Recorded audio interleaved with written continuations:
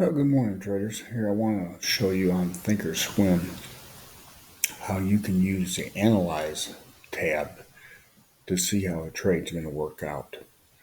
Right now we're looking here at SPY. We'll go to the chart and see that it's currently around 473. We're going to set up a calendar trade here.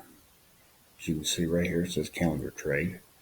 We're going to sell the 475, a couple of bucks higher than the current market because the market is now in an uptrend.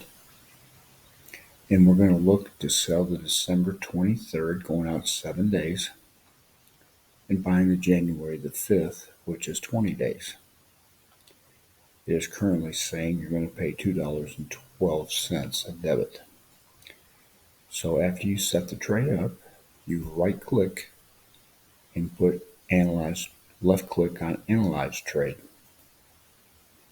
And it brings you to this window. As you can see, I've got multiple calendars set up in here, but the one that I highlighted with this check mark is the trade I just showed you how to place. And here's the payoff graph. The pink line is what you would get paid today. You can see the dates here and it shows the payoffs. And this dotted line here in the middle is where the current market is. So it's telling you it's going to make 46 cents today. If you hold it until the expiration and the market doesn't move, it'll make about $61. Now, let's take this trade off and analyze another trade that I have on. This is a current calendar I have on.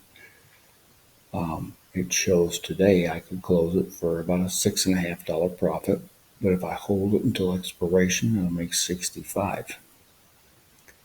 You can analyze many calendars at one time. You just click this button right here and it'll add them all in. And you can see if I had all three of these calendars on and held to expiration, it would show a $62 profit. And that's kind of small because as you can see, they're all grouped tightly together. But that's how you use the Analyze tab. And you can analyze any trade, iron condor, calendars, put and call spreads, any options trade you can analyze in here. Okay, thanks for watching.